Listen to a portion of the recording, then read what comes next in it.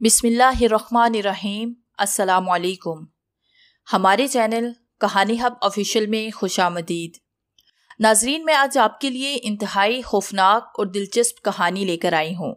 लेकिन कहानी शुरू करने से पहले आपसे गुजारिश है कि अगर आपने हमारा चैनल सब्सक्राइब नहीं किया तो आप हमारे इस चैनल को सब्सक्राइब कर लीजिए और बेल आइकन को भी प्रेस कर लें ताकि हर नई आने वाली वीडियो बआसानी आप तक पहुँच सके।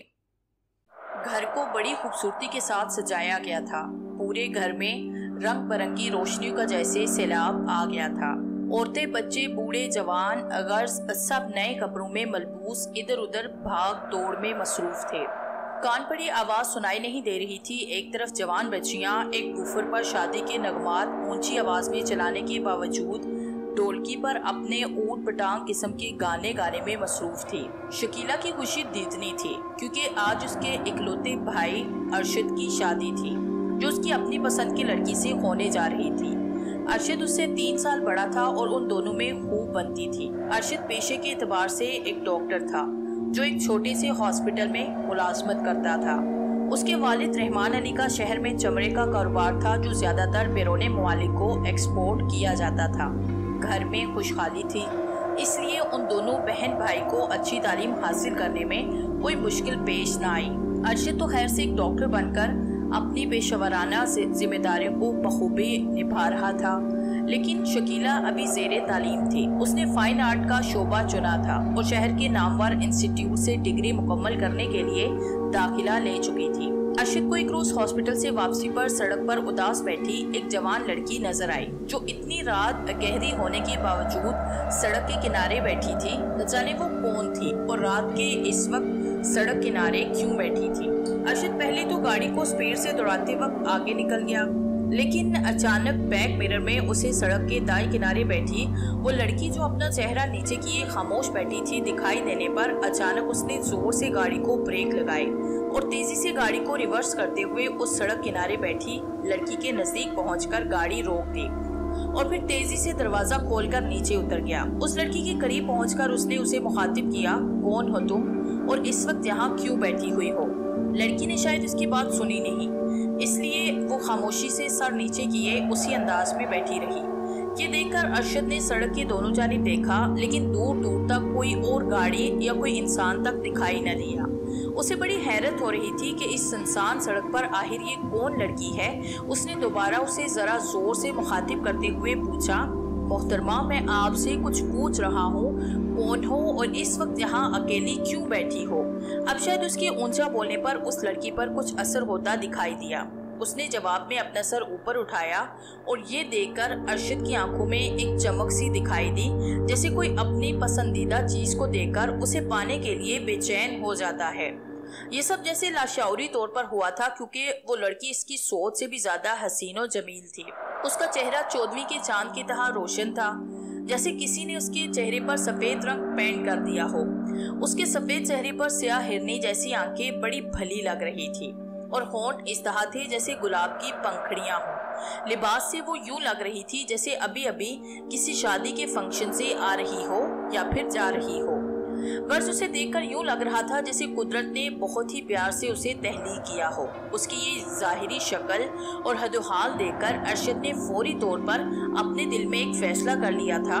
उसे यूं लगा था कि जिस लड़की की उसे तलाश थी शायद वो यही है। वो दिल ही दिल में उसे अपनाने का फैसला कर चुका था। लड़की ने जैसे ही सर उठाकर सामने अरशद को देखा तो जैसे उसकी आंखों से आंसू की झड़ी लग गई। उसने रोते रोते उसे बताया कि वो शादी की एक तकरीब में गई थी, लेकिन वहाँ उसका किसी बात पर अपनी कजन के साथ झगड़ा हो गया। तो वापसी में उसने इंतकाम के तौर पर उसे इस वीरान और सुनसान सड़क पे छोड़ दिया। मैंने उसकी काफ़ी मिन्नत समाजत की, लेकिन मेरे रोने धोने का उस पर कोई असर न हुआ। जवाब में मैं थक हार कर यहाँ 2 घंटों से बैठी हूँ कि शायद कोई मेरी मदद को आ जाए, लेकिन इस दौरान भूले भटके से भी कोई गाड़ी नहीं आई। मुझे यहाँ डर भी लग रहा था, लेकिन क्या करती, पैदल कहाँ जा सकती थी। इसलिए ये सोच कर कि यहीं सड़क के किनारे बैठकर किसी मदद का इंतजार करने में ही बेहतरी है। लड़की यूं शुरू हो गई जैसे पहले से गुस्से से भरी बैठी हो और किसी हमदर्द को सामने पाकर जवाब में पूरी तकरीर कर डाली। अरशद खौफ बना उसकी रुदात सुन रहा था। उसे उस लड़की से काफी हमदर्दी हो गई थी और उसके साथ साथ उसके कज़न पर गुस्सा भी आने लगा जो इस जवान और इतनी खूबसूरत लड़की को यूं सड़क के बीच छोड़कर भाग गया था। उसने इसकी तमाम बात सुनने के बाद इसे अपनी गाड़ी में बैठने के लिए कहा, लेकिन लड़की उसकी बात सुनकर उसे यूं देखने लगी जैसे उसे उसके साथ गाड़ी में बैठना अच्छा न लग रहा हो। अरशद भी शायद उसके चेहरे के तासुरात से अंदाजा लगा चुका था। हालांकि कुछ देर पहले वो लड़की खुद उसे ये बता चुकी थी कि वो यहाँ बैठी किसी मदद की मुंतजिर थी, और अब जबकि वो उसी की मदद को पहुँच गया था तो वो उसके साथ गाड़ी में बैठने के लिए हिचकिचा रही थी। अरशद ने कुछ देर उसके जवाब का इंतजार किया, फिर कंधे झटकते हुए अपनी गाड़ी की तरफ कदम बढ़ाए।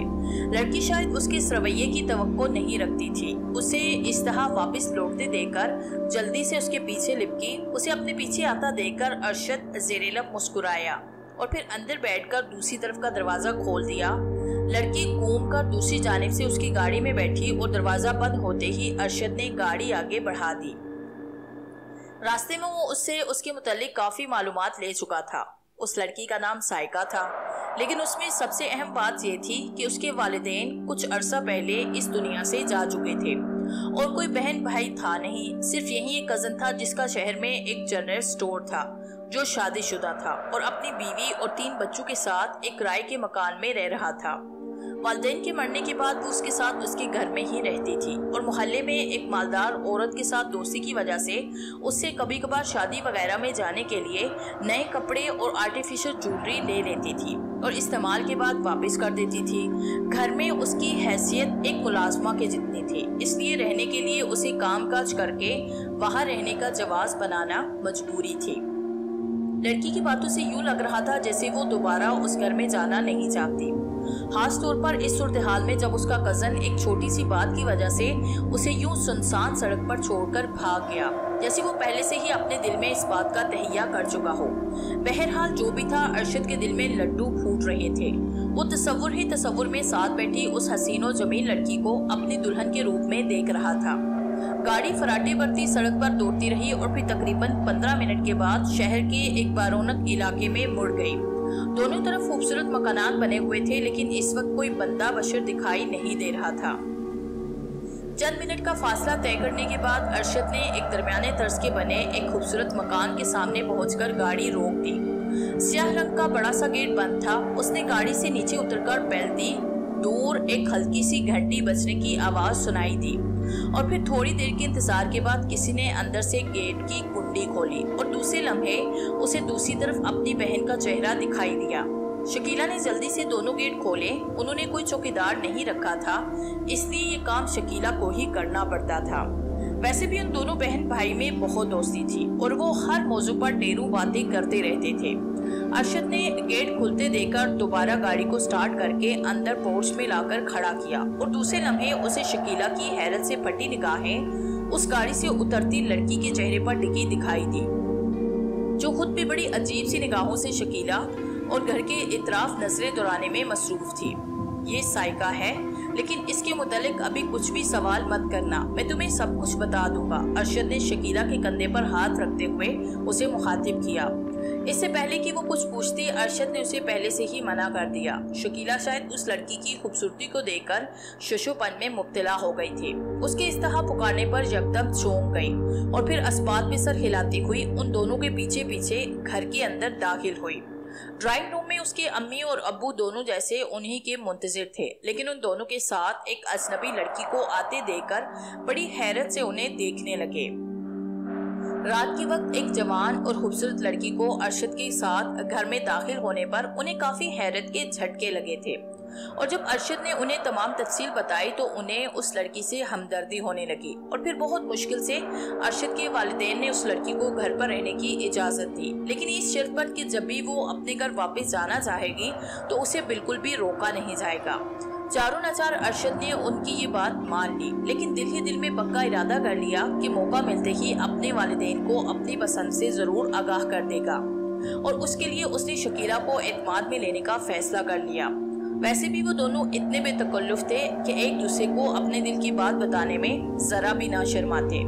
शकीला भी अपने भाई की आंखों में उस अनजान लड़की के लिए पसंदीदगी के आसार देख चुकी थी, लेकिन कुछ सोचकर खामोश हो गई। उसके लिए कमरा ऊपर वाली मंजिल पर मुख्तसिस कर दिया गया, जिसमें जरूरत का सब सामान मौजूद था जो गालिबन मेहमान वगैरह के लिए महसूस कर रखा था। उसे खाना वगैरह देकर वो दोनों उस वक्त अरशद के कमरे में ही मौजूद थे और अरशद उसे तमाम तफसील बता रहा था कि किस तरह उसे हॉस्पिटल से घर लौटते वक्त वो लड़की सड़क किनारे बैठी दिखाई दी और फिर उसकी बताई हुई तमाम मालूमात वो पहले ही अम्मी अबू के सामने उसे सुना चुका था। लगे हाथों उसने उसे अपनी पसंद का भी बता दिया कि वो उस लड़की से शादी करना चाहता है। शकीला शायद पहले से उसे अपनी भाभी बनाने की ख्वाब देख चुकी थी और दिल ही दिल में इस बात पर फख्र महसूस कर रही थी कि अगर वो उसकी भाभी बन जाएगी तो वो बड़े फख्र से अपनी सहेलियों के साथ इसका तारुफ करवा सकेगी। उसकी मालूमात के मुताबिक उसकी किसी सहेली की कोई भी भाभी उस लड़की जैसी खूबसूरत और हसीन नहीं थी। कुछ देर तक इधर उधर की बातें करने के बाद वो दोनों अपने अपने कमरों में सोने की गर्ज से चले गए। 4 माह हो गए थे। यूं लगता था जैसे साइका की कजन और उसकी फैमिली ने इससे पीछा छूट जाने पर शुक्राने के नवाफिल अदा करके सुकून की सांस ली हो। और इन 4 माह में साइका ने अपने रवैये से और रात दिन खिदमत करके अरशद के वालिदैन के दिल में अपने लिए एक नरम गोशा पैदा कर लिया था। वो उसे भी अब शकीला की तरह अपनी बेटी की तरह समझने लगे और बाजार से वापसी के वक्त अपने बच्चों के साथ साथ उसकी जरूरत के लिए भी सामान ले आने लगे। बस इन 4 माह में साइका ने अरशद के वालिदैन को भी ये सोचने पर मजबूर कर दिया कि वो भी उसे अरशद की दुल्हन बनाने का तहिया कर चुके थे। और फिर एक दिन मौका देखते ही अरशद ने अपने वालिदैन के सामने अपनी पसंद का इजहार कर दिया और उन्होंने भी कोई एतराज किए बिना उसकी और साइका की शादी की तैयारी शुरू कर दी। शकीला के तो जैसे पांव जमीन पर नहीं टिक रहे थे। वो सारे घर में उड़ी उड़ी फिर रही थी और बड़ी खुशी खुशी से वो फिर रही थी। वो और अरशद रोजाना शादी की शॉपिंग के लिए सारा दिन शॉपिंग मॉल्स में घूमते फिरते रहते। अरशद बहुत खुश था। उसका अंदाज ऐसे था जैसे उसे जन्नत की हूर मिल गई हो। वो बड़ी बेसब्री से शादी का इंतजार कर रहा था जिस दिन वो साइका को दुल्हन के रूप में देख सके। आखिर अल्लाह अल्लाह करके वो दिन आ ही गया और साइका अरशद की दुल्हन बनकर इस वक्त उजले और उसी के कमरे में मौजूद थे। अरशद ने मुंह दिखाई में उसे हीरे का एक ब्रेसलेट तोहफे में दिया जिसे उसने अपने हाथों से उसकी खूबसूरत और नाजुक कलाई में पहनाया था। अरशद की खुशी इतनी थी और साइका भी बहुत ज्यादा खुश थी। सुहानी रात धीरे धीरे सुबह के उजाले को खुशामदीद कहने के लिए खिड़कियों से निकलती जा रही थी। सुबह का उजाला धीरे धीरे अपने पंजे फैलाए कमरे की खिड़कियों से अपनी आमद का पता देने लगा था। सुबह होते ही जरूरी हजात से फारिग होकर तैयार होकर वो दोनों नाश्ते के टेबल पर मौजूद थे जहां उसकी बहन शकीला अपने अम्मी अबू के साथ पहले से मौजूद थे। उन दोनों ने पहुंचते ही सलाम किया और फिर दोनों ने उन सब के साथ मिलकर भरपूर नाश्ता किया। नाश्ते से फरागत के बाद अरशद को एक इमरजेंसी फोन आने पर हॉस्पिटल जाना पड़ा। साइका घर वालों के साथ बैठकर बातें करने लगी। उसके बावजूद कि वो उसी घर में 4 माह से रह रही थी, लेकिन अरशद के वालिदैन ने उसे कुछ दिनों तक घर का काम न करने की तलकीन की। उसके बार बार इनकार करने के बावजूद उन्होंने उसकी एक न सुनी और वो फिर कुछ देर बैठकर अपने कमरे में चली गई। कमरे में पहुंचकर उसने दरवाजा बंद किया और दूसरे लम्हे एक हैरतनाक बात देखने में आई कि कुछ देर पहले खूबसूरत और हसीनो जमील दिखाई देने वाला चेहरा एक इंतहाई भयानक और बदसूरत चेहरे में बदल चुका था। जी हाँ, वही साइका जो कुछ देर पहले जन्नत की हूर बनी हुई थी, अब इंतहाई बदसूरत और दिल दहला देने वाले चेहरे के साथ उस कमरे में मौजूद थी। उसके चेहरे के हदोहाल किसी 100 साला बूढ़ी औरत के जैसे हो गए थे। चेहरे की खाल लटक गई थी और बाजू से 2 नकीले दांत बाहर निकल आए थे। हाथों पर से बाल उभर आए थे। पाँव की उंगलियों का साइज भी बढ़ गया था। आंखों की पतलियां सफेद रंग में बदल गई थी। कोई तसव्वुर भी नहीं कर सकता था कि इस खूबसूरत चेहरे के पीछे एक इंतहाई भयानक और मकरू शक्ल छुपी हुई है। अपने चेहरे की हदोहाल और जिस्मानी तगय्युर के बदलते ही जैसे वो किसी और दुनिया की मखलूक लगने लगी। वो तेजी से कमरे में यूं चकराती पे रही थी जैसे कोई भूखा शख्स इंतहाई भूख में कुछ भी खाने वाली चीज के लिए भाग दौड़ करता हो। उसका बस नहीं चाह रहा था कि वो कमरे में मौजूद फर्नीचर को खराब कर जाए। वो तेजी से कमरे में मौजूद एक और छोटे कमरे में दाखिल हुई, लेकिन वहां भी उसे नाकामी हुई। उसकी नजरें बड़ी तेजी से कमरे की दीवारों, छतों की जानिब सर्च लाइट्स की मानित घूम रही थी और फिर अचानक जैसे उसकी आंखों में एक चमक दिखाई दी, उसे अपने मतलब की एक चीज दिखाई दे गई। जी हाँ, दीवार के कोने में छत से चिपकी हुई एक मोटी छिपकली जो न जाने उस कमरे में कब और कैसे आन घुसी थी। उस पर नजर पड़ते ही वो तेजी से एक बड़ी छिपकली की तरह बड़ी तेजी से दीवार पर चढ़ने लगी। इससे पहले कि दीवार पर चिपकी छिपकली अपने बचाव के लिए कुछ करती, साइका ने झपट कर उसे दबोचा और एक ही लुकमे में अपने हलक में उतार दिया। उफ मेरे खुदाया, वो क्या चीज थी। एक ही लुकमे में उसने उस छिपकली को जिंदा हालत में अपने मैदे में उतार लिया। जिस तरह वो दीवार पर चढ़ी थी उसी तरह वापस उतरकर जमीन पर मौजूद थी। वो दोबारा अपनी नजरों को इधर उधर दौड़ाने लगी। शायद उसे फिर किसी और चीज की तलाश थी। लेकिन इससे पहले कि वो वॉशरूम की जानिब बढ़ती, कमरे का दरवाजा खटखटाने की आवाज सुनाई दी। ये आवाज सुनते ही साइका की जाहिरी हालत दोबारा पहले वाली हालत में तब्दील होने लगी और चंद लम्हों के बाद वो पहले की तरह जवान और खूबसूरत बने कमरे में मौजूद थी। उसने दरवाजा खोला तो सामने शकीला मौजूद थे। उसके हाथ में नए कपड़ों का एक पैकेट था जिसे उसने ये कहकर साइका की तरफ बढ़ाया कि ये पैकेट उसे शादी के तोहफे में दिया गया था। शायद सामान उठाते वक्त वहीं नीचे एक कमरे में रह गया था। साइका ने शुक्रिया अदा करते हुए वो पैकेट उससे लेते हुए अंदर आने का कहा, लेकिन शकीला किसी काम का कहकर वापस पलट गई। साइका ने चंद लम्हों तक उसे वापस जाते देखा और चेहरे पर एक खबीस सी मुस्कुराहट उभर आई। उसके साथ ही उसकी आंखों की पतलियां एक लम्हे के लिए सफेदी में बदल गई। लेकिन दूसरे लम्हे वो दरवाजा बंद करके वापस कमरे में लौटी। उसने हाथ में पकड़ा पैकेट बेड पे उछाला। उसके चेहरे पर यूं आसार थी जैसे उसे शकीला का उस वक्त आना नागवार गुजरा हो।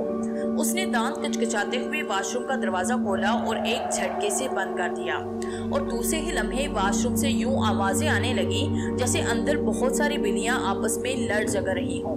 उस घर के मकीन तस्वुर भी नहीं कर सकते थे कि जिसे वो एक खूबसूरत दुल्हन के रूप में अपने घर में ले आए थे, वो दर हकीकत एक चुड़ैल थी, एक इंतहाई खौफनाक चुड़ैल।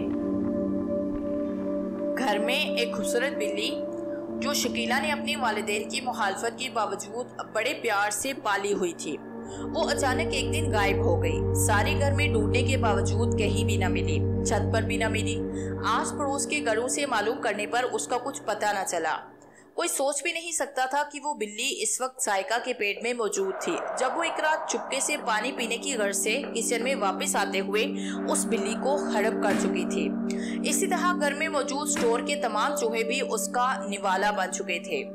एक दिन शकीला के रिश्ते के लिए कुछ लोग घर में आए और एक नजर में ही उन्हें शकीला बहुत अच्छी लगी और कुछ ही दिनों में चट मंगनी की रस्म अदा कर दी गई और एक माह के बाद शादी की तारीख तय पा गई।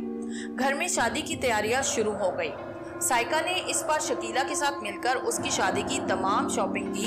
अरशद मसरूफियत की बिना पर जा नहीं पाता था, लेकिन उन्हें जरूरत के वक्त पैसे दे देता जो वो सुबह नाश्ते से फारिग होकर शॉपिंग की गर्ज से बाजार निकल जाती। दिन कैसे गुजरे पता ही न चला और शादी का दिन सर पर आन पहुंचा।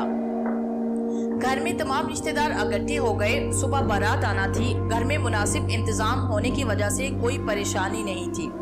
चूँकि सब अपने ही अजीजों कारब थे, इसलिए कोई बदमज़हबी पैदा नहीं हो रही थी। शकीला अपने कमरे में मौजूद थी और उसके कमरे में इस वक्त उसकी सहेलियां और कुछ रिश्तेदार लड़कियां मौजूद थी जो उससे छेड़छाड़ में लगी हुई थी। इतने में एक लड़की हाथ में एक सूट उठाए उस कमरे में दाखिल हुई और कहने लगी, भाई जिस कमरे में भी जाओ 2-4 अफराद मौजूद हैं, हत्ता कि वॉशरूम भी खाली नहीं। मुझे समझ नहीं आ रही कि कपड़े कहाँ तब्दील करो।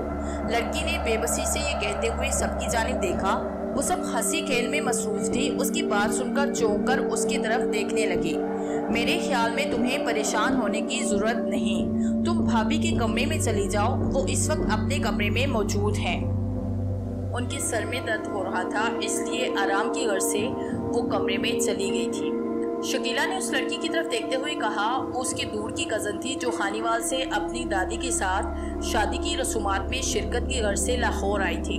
शकीला की बात सुनकर उसने इस बात में सर हिलाया और वापस लौट गई। चूँकि उसे घर में आए 3-4 दिन हो गए थे, इसलिए उसे भाभी साइका का कमरा ढूंढने में कोई दिक्कत नहीं हुई। दरवाजे के सामने पहुंचकर हाथ से दरवाजा खटखटाने पर दूसरी तरफ कुछ देर इंतजार करने के बाद किसी के चटहनी खोलने की आवाज आई और दरवाजा खुलते ही दूसरी तरफ साइका की शक्ल नजर आई। उसके चेहरे से यूं लग रहा था जैसे वो नींद से उठी हो। सामने खड़ी एक लड़की पर नजर पड़ते ही उसके चेहरे पर नागवारी के तासुरात उभरे, लेकिन ऐसा सिर्फ पल भर के लिए हुआ और दूसरे लम्हे लबों पर मुस्कुराहट लाते हुए उसने उससे यहाँ आने का मकसद पूछा। जब उसने कमरे में कपड़े बदलने के लिए कहा तो साइका ने कुछ देर सोचते हुए एक तरफ होकर उसे कमरे में दाखिल होने के लिए रास्ता दिया और फिर हाथ के इशारे से वॉशरूम की जानिब इशारा किया। लड़की सीधी वॉशरूम की तरफ बढ़ी और अंदर से कुंडी लगाकर कपड़े तब्दील करने लगी।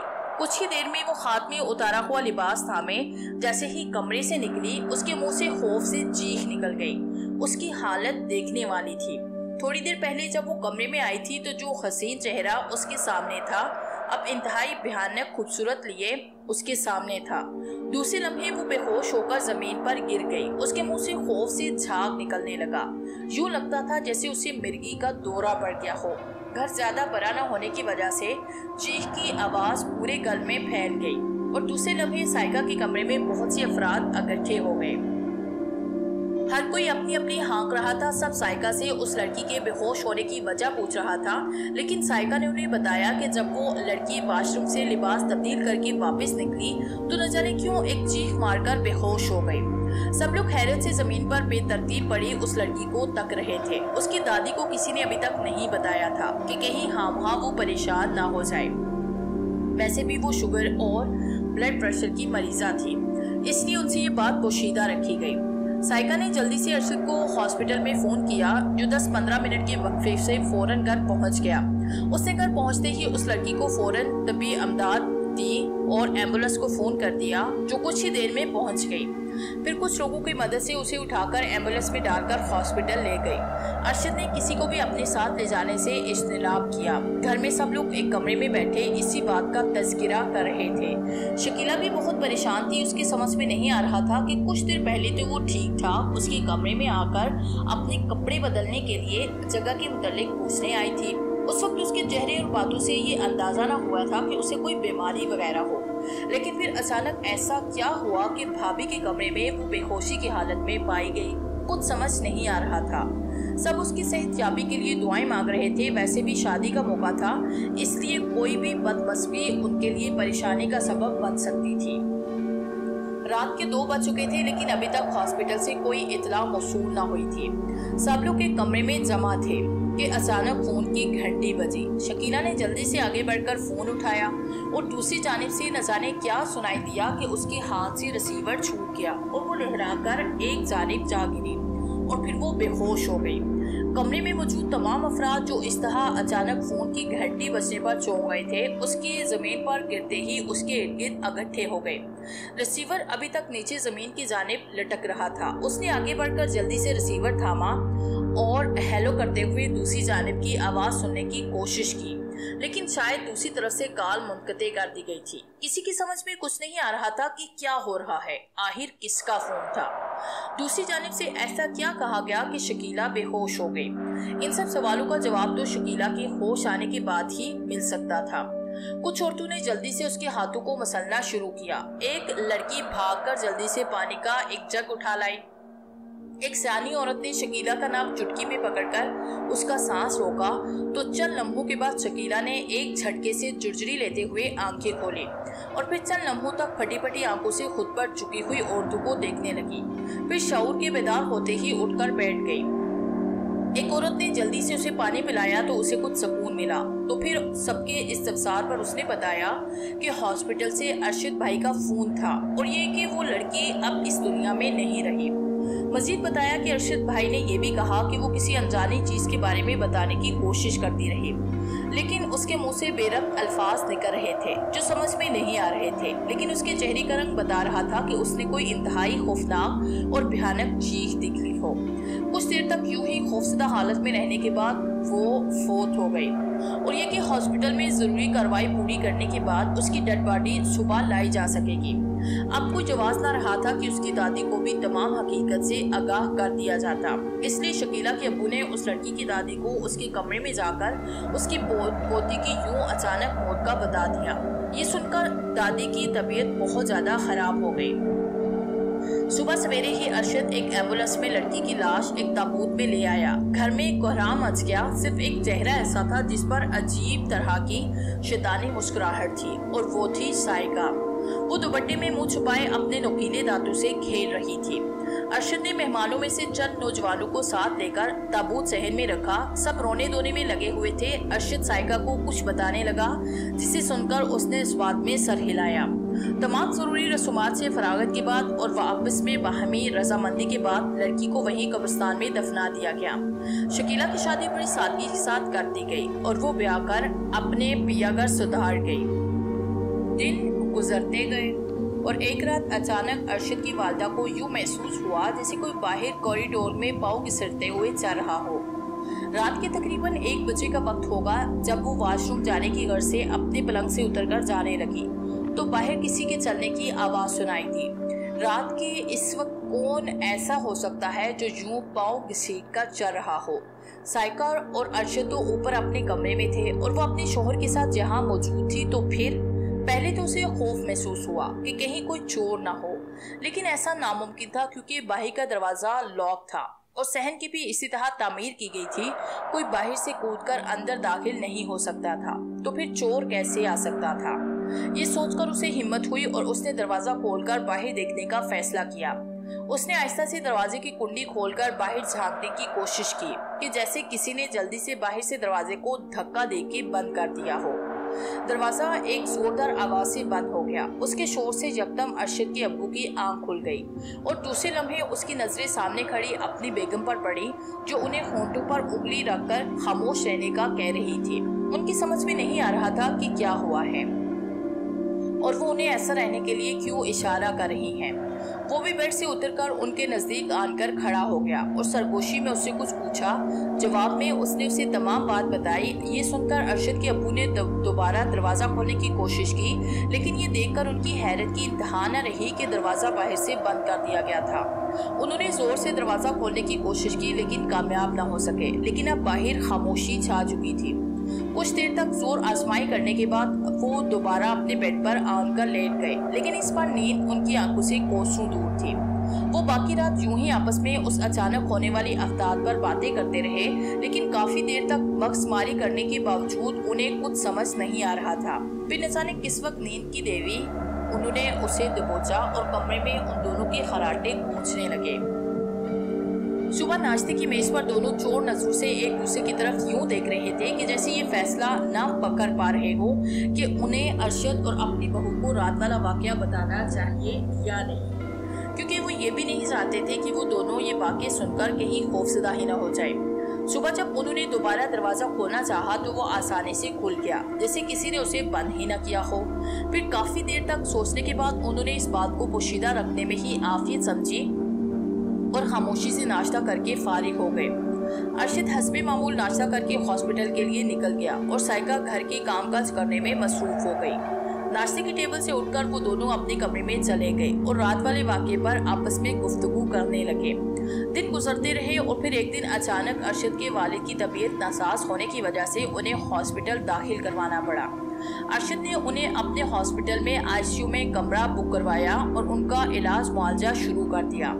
उसकी वालिदा को चंद दिन उनके साथ रहना पड़ा, लेकिन घर की देखभाल और कामकाज के सिलसिले में उन्हें घर जाना पड़ा और उनके जाने के बाद अरशद ने एक मेल नर्स की खिदमत हासिल कर ली। उनकी तबीयत के मुताबिक अभी उन्हें 1 हफ्ता मजीद हॉस्पिटल में रहना था। ये रात के तकरीबन 3 बजे का वक्त होगा जब अरशद की अम्मी को तहज्जुद के लिए उठना होता था। मामूल के मुताबिक उसकी आंख खुद ब खुद उस वक्त खुल जाती थी। इस बार आंख खुलने से उन्होंने बेड से उतरने से पहले चंद मिनट तौक़ुफ़ किया और फिर वॉशरूम की जानिब कदम बढ़ाए। उन्हें अचानक ऐसे महसूस हुआ जैसे बावर्ची खाने में कोई बर्तन खनका हो। पहले तो उसने अपना वहम ख्याल किया, लेकिन फिर अचानक उन्हें कुछ दिनों पहले वाला वाकया याद आया और फिर वो खौफजदा हो गई। उसने डरते डरते बाहर जाने वाला दरवाजा खोलना चाहा तो वो यूं खुल गया जैसे पहले से इस बात का मुंतजिर हो। ये देखकर उन्हें जरा हौसला हुआ। वो आयतुल कुर्सी पढ़ते हुए दरवाजा खोलकर बाहर झांकने लगी।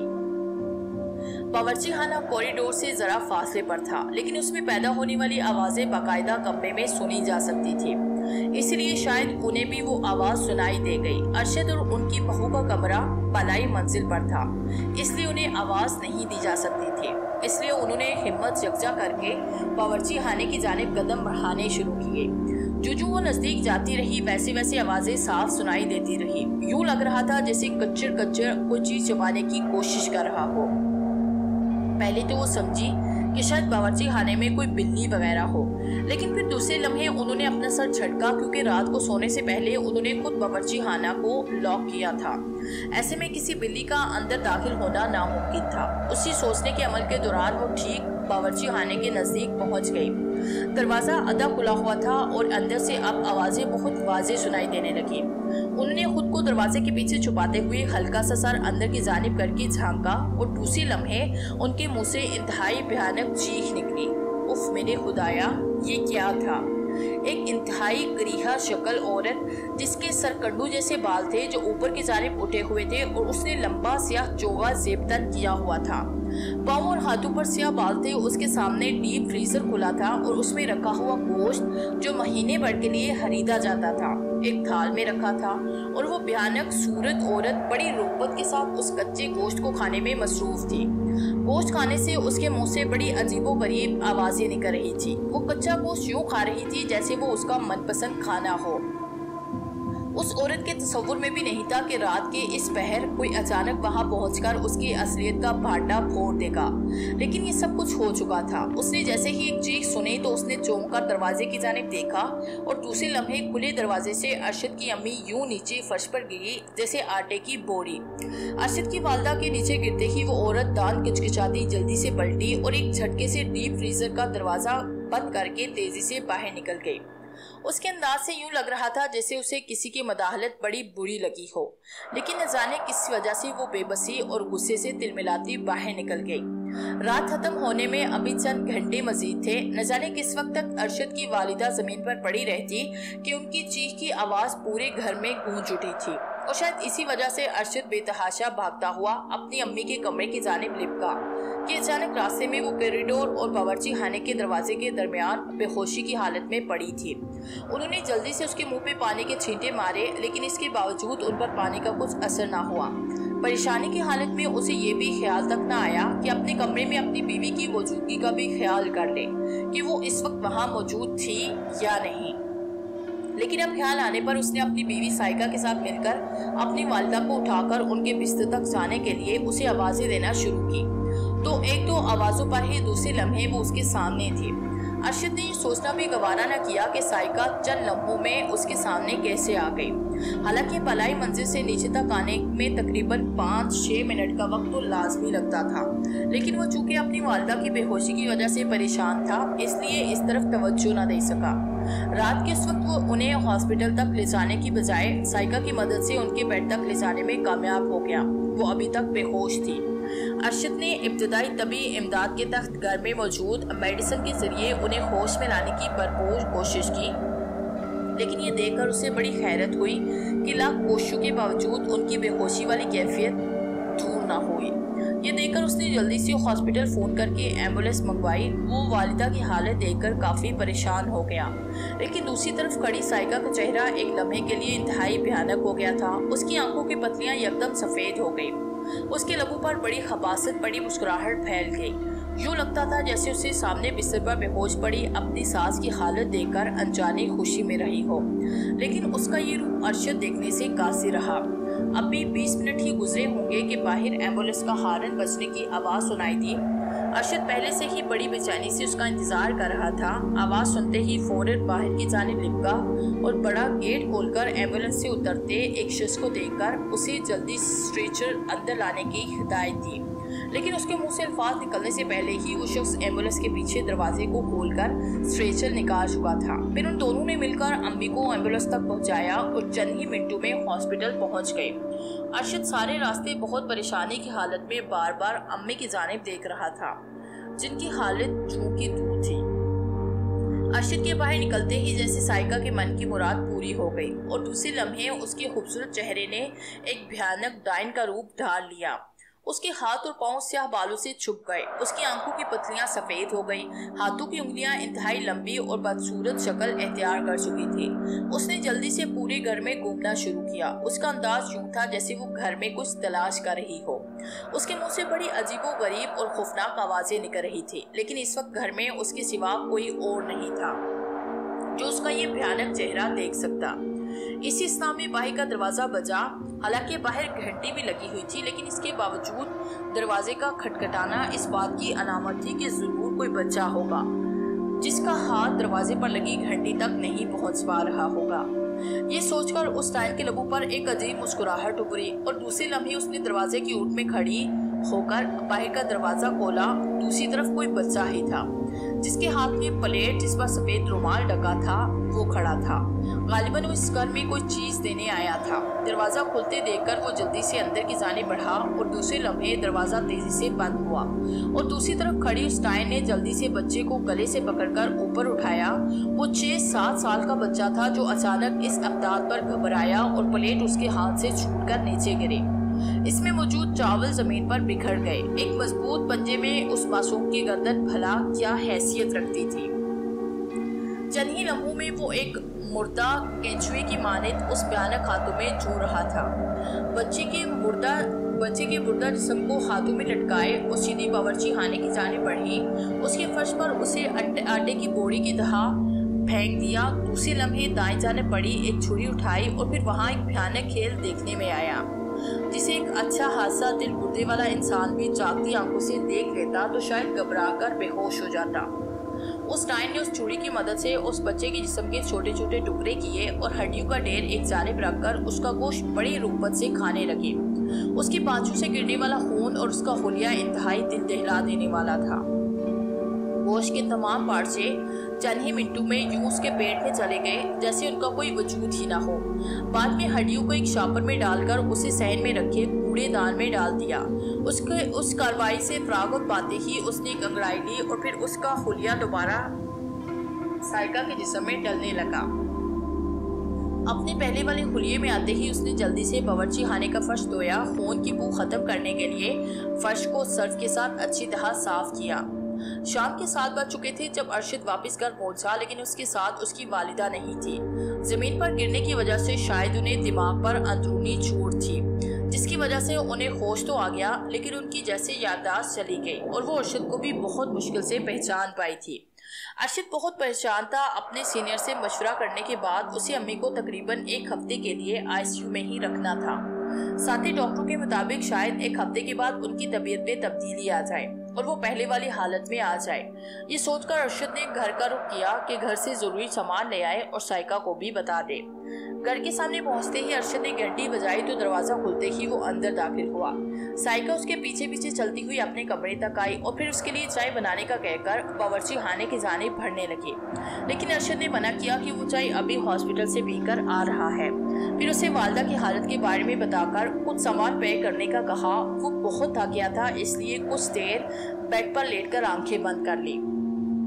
साइका कुछ देर तक इसे यूं लेटा देखती रही, फिर कुछ सोचकर कपड़ों की अलमारी की जानिब बढ़ी और चंद सूट निकालकर एक जानिब रखने लगी। फिर वो कुछ सामान लाकर वहीं रख दिया। तकरीबन 1 घंटा आराम करने के बाद अरशद ने आंखें खोली और फिर साइका को बताया कि वो सुबह हॉस्पिटल जाएगा, क्योंकि इस वक्त वो अम्मी के पास एक मेल नर्स को छोड़ आया था जो उसकी गैर मौजूदगी में अम्मी का ख्याल रखेगा। वो मेल नर्स उसके हॉस्पिटल में ही था, इसलिए भरोसे का आदमी था। अरशद की ये बात सुनकर साइका ने तमाम सामान उठाकर एक जानिब रखा। उसके लिए चाय बनाने का कहकर बाहर निकल गई। अरशद फिजा में नजरें जमाए न जाने क्या सोच रहा था। उसे यूं महसूस हो रहा था जैसे कहीं ना कहीं कोई गड़बड़ है, लेकिन क्या गड़बड़ है इस बात की उसे समझ ना आ रही थी।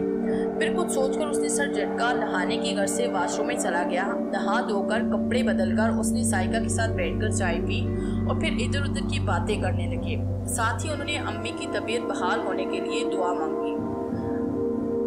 वो जल्द से जल्द सेहत याब होकर दोबारा घर आ जाएगी। फिर एक जरूरी काम का बताकर अरशद घर से निकल गया और साइका रात के खाने की तैयारी के लिए बावर्ची खाने की जानिब बढ़ गई। ये रात के तकरीबन 1:30 बजे का वक्त होगा। अरशद को शिद्दत से प्यास महसूस हुई। जैसे ही उसने पानी पीने के लिए आंखें खोली, दूसरे लम्हे एक दिल हरास चीख मारते हुए बैठने की कोशिश की। क्योंकि जैसे ही उसने आंखें खोली उसने देखा कि साइका उसकी तरफ चेहरा किए बड़े भयानक अंदाज में देख रही थी। उसके चेहरे का रंग ऐसा हो गया जैसे किसी ने उसके चेहरे से सारा खून निचोड़ लिया हो और होंठ इस कदर सुर्ख हो गए, लगता था जैसे अभी अभी उसने ताज़ा खून पिया हो। उसकी आंखें यूं फटकर फैल रही थी कि जैसे किसी ने दोनों हाथों की मदद से उन्हें मुखालिफ सिमत में खींच दिया हो। अपनी बीवी का इतना भयानक रूप देखकर अरशद के मुंह से खौफ से चीख निकल गई। इससे पहले कि वो उठकर बेड से भागता, उसी दौरान उसे उठता देखकर साइका ने जल्दी से हाथ बढ़ाकर उसकी गर्दन दबोच ली। अरशद को यूं लगा जैसे किसी ने आहनी शिकंजे में उसकी गर्दन कस दी हो। उसने अपने दोनों हाथों की मदद से अपनी गर्दन उस डायन के शिकंजे से छुड़ाने की कोशिश की, लेकिन उसमें नाकाम रहा। उस डायन के मुंह से बड़ी भयानक आवाजें निकल रही थी। उसका चेहरा मजीद खौफनाक हो गया और होंठों के किनारों से 2 नुकीले दांत नमूदार हो गए थे। दूसरे लम्हे उसने अरशद की गर्दन में अपने दांत काट दिए। अरशद दर्द से तिलमिला उठा और पानी से निकली मछली की तरह तड़पने लगा। उस चुड़ैल ने अपने दोनों दांत जो अरशद की गर्दन में बेबस हो गए थे, उनसे बड़े मजे से उनका खून चूस रही थी। जैसे जैसे खून उसके पेट में जा रहा था, वैसे वैसे उसके चेहरे का रंग भी सुर्खी माइल होता जा रहा था। ताज़ा लहू पीने से उसके बदन और चेहरे पर तवानाई के वाज़े आसार दिखाई दे रहे थे। अरशद अब बेहोश हो चुका था। अच्छी तरह खून पीने के बाद उसने अरशद का मुर्दा जिस्म एक जानिब फेंका और मकरू डकार लेती हुई बेड से उठ गई। खून पीने से उसकी आंखों में खुमार सा उतर आया। उसने एक नज़र ज़मीन पर पड़े अरशद के जिस्म पर डाली और दरवाज़ा खोलकर बाहर कॉरिडोर में निकल आई। उसके चलने का अंदाज यूं था जैसे उसने कोई नशा आवर चीज़ खा ली हो। इस बार उसने अपना रूप बदलने की भी कोशिश न की और सीधी सहन में पहुंचकर बाहर जाने वाले मेन गेट की जानिब रुख कर लिया।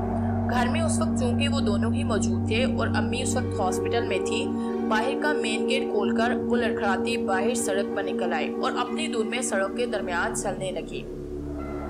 रात का वक्त, भयानक सन्नाटा और ऐसे में एक अफरीत का यूं सड़क के दरमियान चलना एक डरावना मंजिर पेश कर रहा था। इस वक्त अगर कोई ये मंजिर देख लेता तो शायद डर के मारे वापस भाग जाता, लेकिन रात के उस वक्त दूर दूर तक कोई गाड़ी या इंसान नजर नहीं आ रहा था।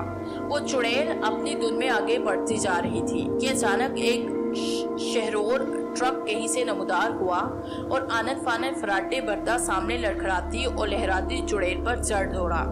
यूं लगता था जैसे अल्लाह ने इस बेगुनाह और मासूम बच्चे और अरशद की अंदोनाक मौत का बदला इस अफरीत से दुनिया में ही ले लिया। किसी ने सच कहा है कि बेगुनाह का खून रायगा नहीं जाता और अल्लाह की पकड़ बहुत सख्त होती है।